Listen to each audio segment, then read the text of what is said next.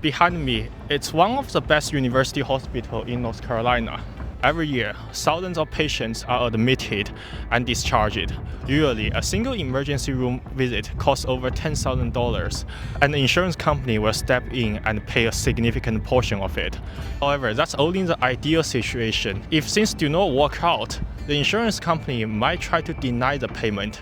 We have seen those from the news that insurance companies trying to deny the claims of patients. It even led to more violent clashes. But I want to tell you something not covered by news today: the fundamental science behind the modern insurance industry and how AI technology causes more problems. From today's video, you will have a good understanding of how insurance works and how unethical usage of technology causes more problems.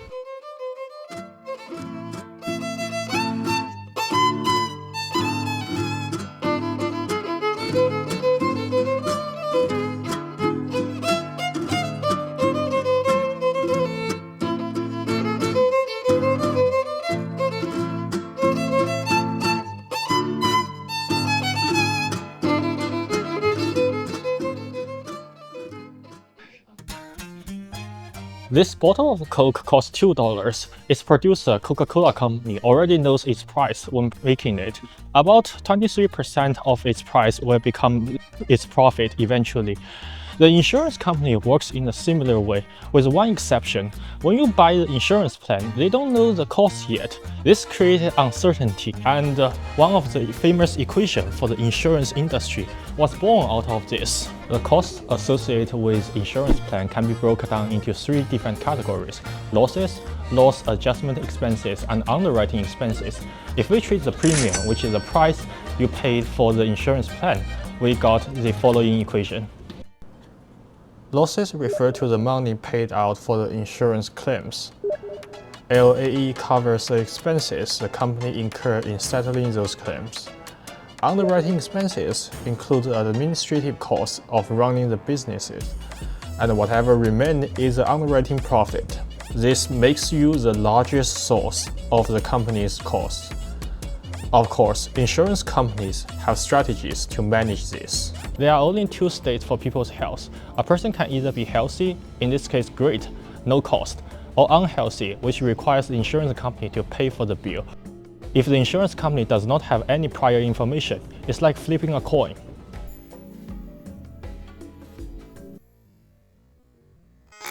However, human health is not like a coin. There are ways to predict the outcomes.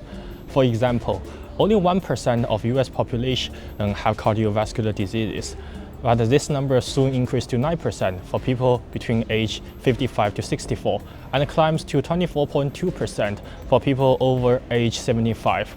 The average treatment cost for cardiovascular disease is around $18,000. Now, the insurance company have two pieces of information. Certain people are more likely to develop diseases, and each disease leads to significant costs.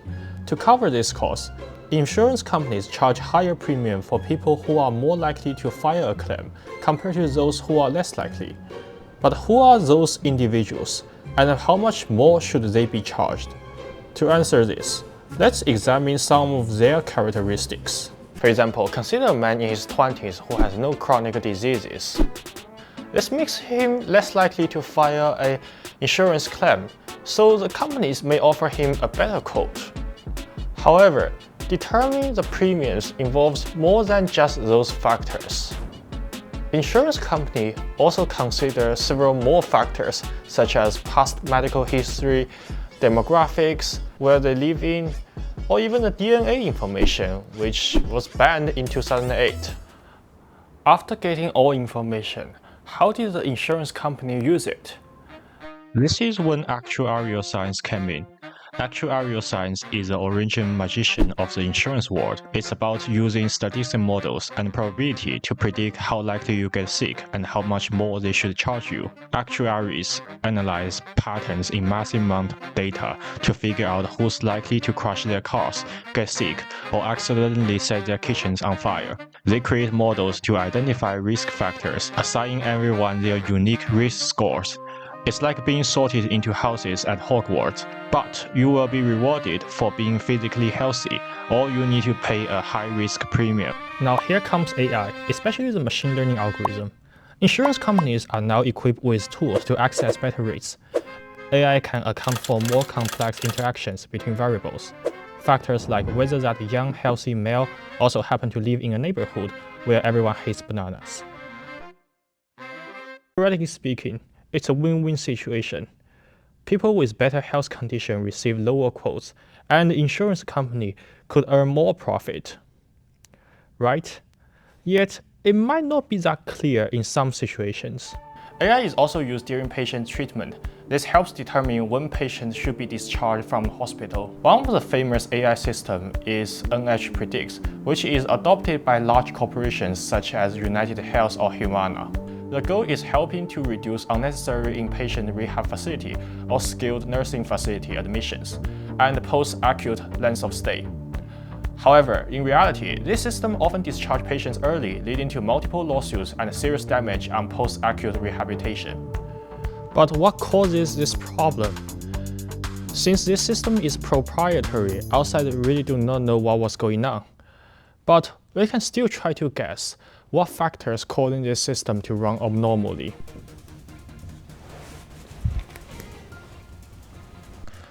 When a machine learning algorithm operates, it tries to solve a problem for optimal results.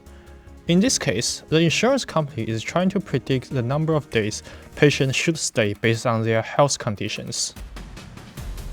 For example, historical data shows that people with cardiovascular diseases typically stay inpatient for 5 to 8 days, which is longer than other types of diseases.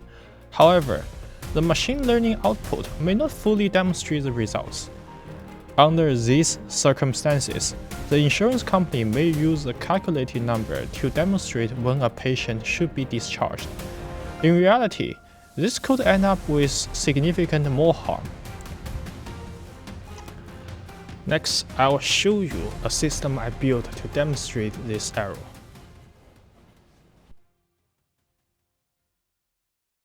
In the database, there is demographic information, type of diseases, and the number of inpatient days. One of the important features is that for people with cardiovascular diseases, they typically need to stay in the hospital for much longer time. Then I run a predictive model to try to figure out how many days people need to stay in the hospitals. The technique I use is called ElasticNet.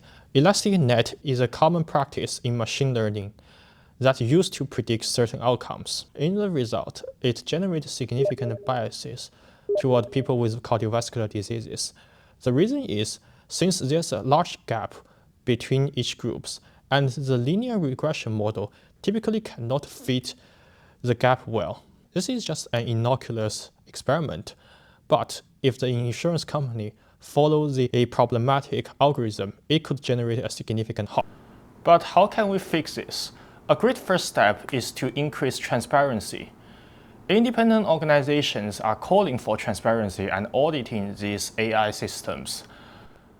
Organizations such as IEEE are working with national organizations to set up new standards for the technology. However, there is still a long way to go, as there is no consensus on how companies should develop or implement their AI system. Nonetheless, progress is being made. Thank you for watching today's video. I hope you have a wonderful day.